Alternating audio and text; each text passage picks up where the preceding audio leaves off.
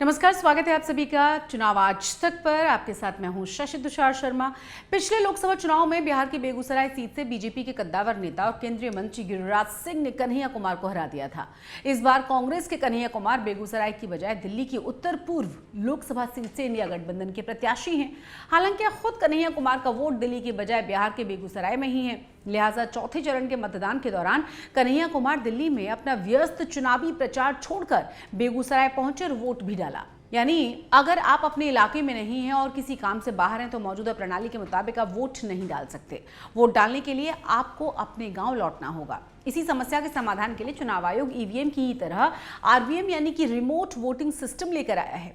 आज की चुनावी क्लास में हम बात करेंगे इसी आरवीएम सिस्टम की। जैसा कि नाम से बड़ा स्पष्ट है कि रिमोट वोटिंग सिस्टम के जरिए आप अपने गांव या शहर से दूर भी हों तो भी आप अपना वोट डालने के लिए घर लौटने की आपको जरूरत नहीं होगी और अपना वोट डाल पाएंगे।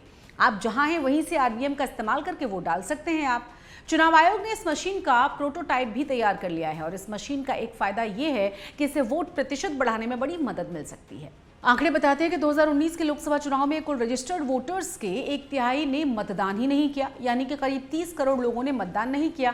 इसका एक बड़ा भाग ऐसे मतदाताओं का भी है जो कामकाज के सिलसिले में अपने शहर से दूसरे शहर पहुंचे हुए थे, दूसरी जगहों पर थे।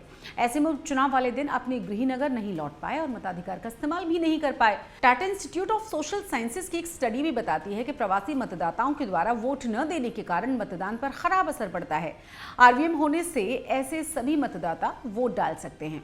साल 2015 में खुद सुप्रीम कोर्ट ने चुनाव आयोग से कहा था कि अपने घरों से दूर रहने वाले प्रवासी कामगारों के लिए दूरस्थ मतदान करने के विकल्पों का पता लगाएं।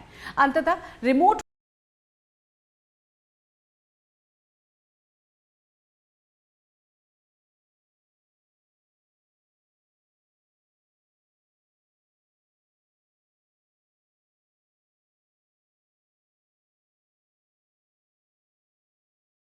की सुविधा का विकास किया गया। बाद में सार्वजनिक क्षेत्रों के उपक्रम इलेक्ट्रॉनिक कॉर्पोरेशन ऑफ इंडिया ने इस मशीन को विकसित किया। चुनाव आयोग ने कहा है कि अगर ये पहल हो जाती है तो इससे प्रवासियों के लिए एक बड़ा सामाजिक परिवर्तन हो सकता है। एक मशीन 72 अलग अलग निर्वाचन क्षेत्रों में रह सकती है, प्रवासी मतदाताओं के लिए दूरस्थ मतदान केंद्र के तौर पर कार्य कर सकती है। यानी आरवीएम तैयार हो गई है। आरवीएम में लगभग सभी चीजें लगभग ईवीएम की तरह काम करती हैं। ईवीएम की यूनिट की ही तरह आरवीएम की यूनिट में भी वोट दर्ज हो जाता है। आरवीएम के साथ लगी वीवीपैट मशीन में भी ईवीएम की ही तरह पर्ची में सारे विवरण प्रिंट होकर वोटर को दिख सकते हैं। मतगणना के दौरान आरवीएम में दिए गए वोट के आंकड़ों को संबंधित निर्वाचन क्षेत्र में कुल वोटों से जोड़ा जाएगा।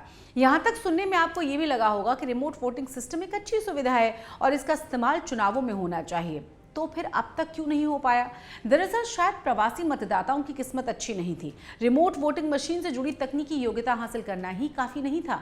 अभी इलेक्शन कमीशन के सामने इस मशीन पर राजनीतिक दलों के बीच आम राय बनाने की भी चुनौती थी। लिहाजा इस काम के लिए आयोग ने पिछले 16 जनवरी को मशीन का डेमो देने के लिए राजनीतिक पार्टियों की एक बड़ी बैठक बुलाई ताकि डेमो के बाद सबके सुझावों को मांगा जा सके। हालांकि दिल्ली के कॉन्स्टिट्यूशन क्लब में बुलाई गई इस बैठक में ज्यादातर विपक्षी दलों ने आरवीएम का पुरजोर विरोध किया। उनका कहना यह था कि आरवीएम को आनन फानन में लागू करने की कोशिश की जा रही है। यहां तक कि इस बैठक में आरवीएम का डेमो भी नहीं दिखाया जा सका। बाद में सरकार ने राज्यसभा में एक लिखित जवाब में भी साफ कर दिया है कि फिलहाल रिमोट वोटिंग सिस्टम या आरवीएम को लागू करने का कोई प्रस्ताव नहीं है। अभी इस बारे में सिर्फ एक कॉन्सेप्ट नोट सर्कुलेट किया गया है। गौरतलब है पिछली बार यानी कि 2019 में लोकसभा चुनाव में कुल 67.4% वोटिंग हुई थी। यह आंकड़ा बुरा नहीं कहा जा सकता, लेकिन साथ में ये जानना भी बड़ा जरूरी है कि लगभग 30 करोड़ वोटर्स ने वोट नहीं डाला था। जाहिर है आने वाले सालों में अगर रिमोट वोटिंग सिस्टम एक हकीकत बनता है तो इससे वोट प्रतिशत बढ़ाने में काफी मदद मिल सकती है। उम्मीद है आपको रिमोट वोटिंग सिस्टम पर हमारी चुनावी क्लास पसंद आई होगी। चुनावी क्लास में आप चुनावों, राजनीतिक पार्टियों और इससे जुड़े मुद्दों पर ऐसी ही जानकारी हासिल कर सकते हैं। चुनावी राजनीति से जुड़ी तमाम खबरों के लिए आप देखते रहिए चुनाव आज तक को। ये वीडियो अगर आपको पसंद आया तो लाइक आप जरूर कर दें और सब्सक्राइब करना चैनल को बिल्कुल ना भूलें।